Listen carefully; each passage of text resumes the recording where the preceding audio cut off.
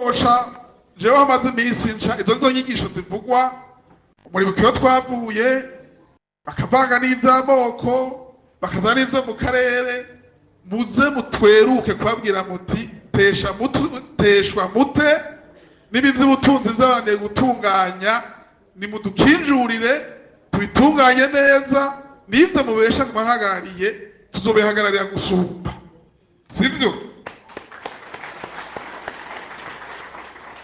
Ndagomba sa n'usozera ijambo rya mbere ngaruke kuvyerekeye amatora. Turababaye cyane ngene amatora ariko atunganywa kuko kuva mu mwaka wa 2005 n'ubwa mbere tubona hashigwaho umugwiseni ata muntu numwe wo mu migambwe itavugamwe n'uri kutegetsa rimwe, aho usanga harimwo abantu b'umugambi uri ku butegetsi gusa hamwe n'abandi basoma mbike baho.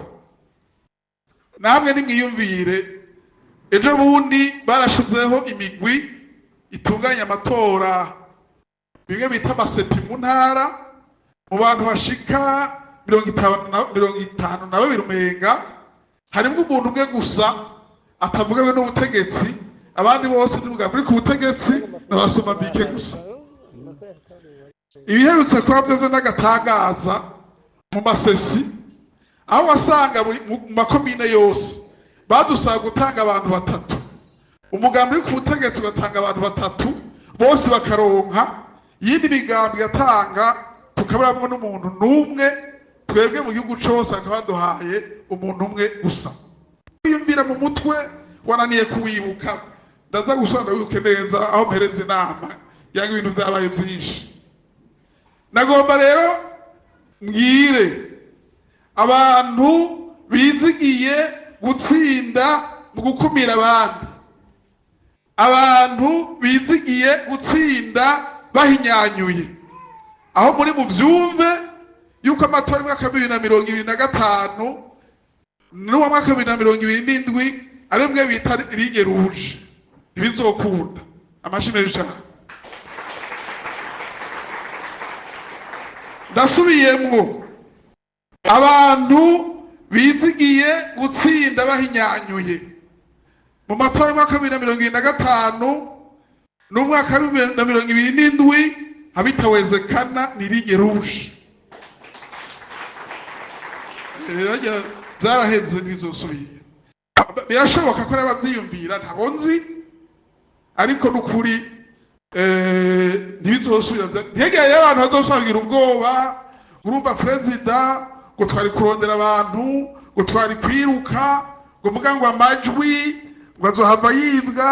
Oya, aha rero bantu b'Imana je numvirije Kefa Ndasigwa. Kubatamuzi uyu ni Kefa arongoye umugambwe Kodebu. Ubwa mbere aravuze ati birababaje cyane ukuntu mu mugambwe uri ku butegetsi ibibanza vyose bavyigaruriye atayindi migambwe irimo. Ati mu majambo make nibo bonyene bazokurikirana ivy'amatora.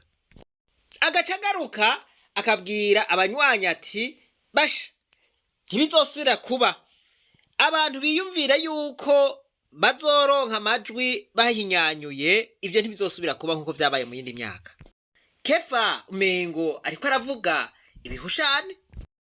Bantu b'Imana, ikiriho coco aya matora ariko arategurwa n'amatora ata muntu numwe yo yashira ku mutima canke yo hava yiyumvira yuko ayo matora azozana urukiza.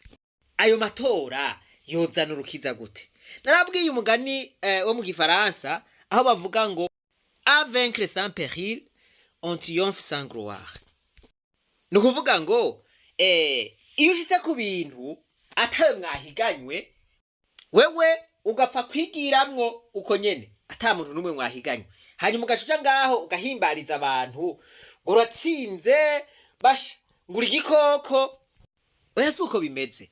Biraboneka yuko umugambi uri ku butegetsi wiciye amatwi, abategetsi bariciye amatwi, seni barayigira bonyene, amatora bariko barayategura bonyene, abandi barabigije inyuma, abavuga baravuga, ibintu mu gihugu vyononekara vyareka ivyo ntubabwira. Aha rero je nohava nibaza ikintu kimwe, ni hamwe tubandanije muri ibi bintu kazoza ku Burundi koba kahe? Ibi bintu vyo tugeza he twebwe abarundi? Twaravuze duti bantu b'Imana, ibi bintu kugira ngo bihere, kugira ngo hategurwe amatora yizewe n'abarundi bose, kugira ngo amatora azagende neza, uwutsindwa tsindwe, uwutsinda tsinde, ni habi ibiganiro vyohuza abarundi bose, kugira ngo ibibazo vyose babanze babitorera umuti, hanyuma barabe bigire hamwe n'ukuntu ayo matora yogenda neza, amatora ntasubire gutera ikibazo mu Burundi. Ibi biriko biravugwa nayo matora ataraba, amatora azoba mu wundi mwaka. Mwiyumvire ibintu bisubiye kutubana bagari nko mu 2015, mwiyumvire ingorane twagize, mwiyumvire amakuba twabayemwo kuva mu 2015 gushika no munsi.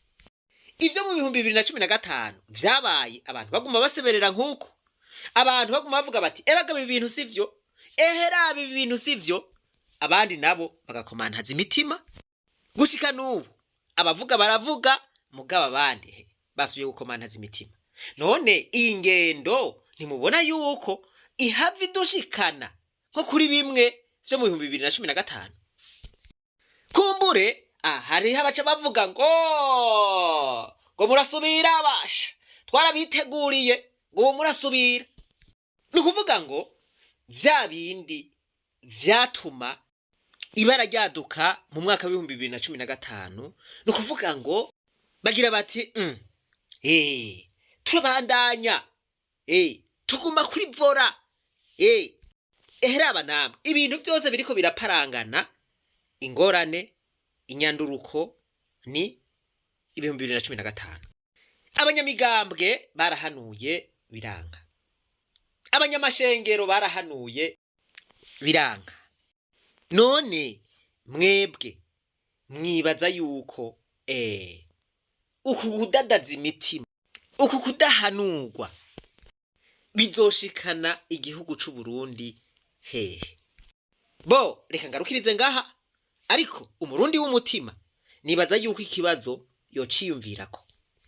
Mu gihe ari umugambwe umwe woja mu matora, canke imwe usanga iri mu kwaha kwayo, mw'ico gihe bogomba bakareka no kugora abarundi ngo baje kwirirwa baratora.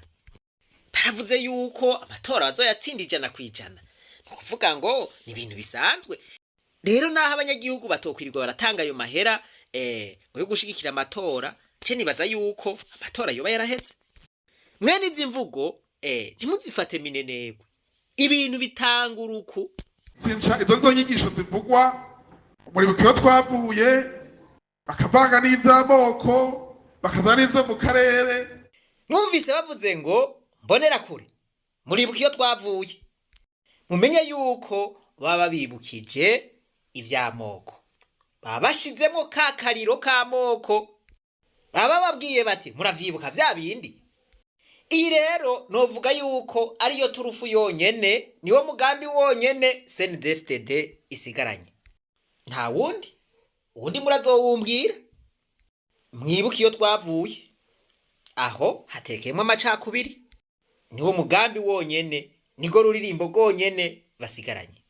Ibindi vyose vyarabananiye, mugani wa Kefa. Bo kuba utabibona nibisanzwe, ariko ndizera yuko uwumva yumvise.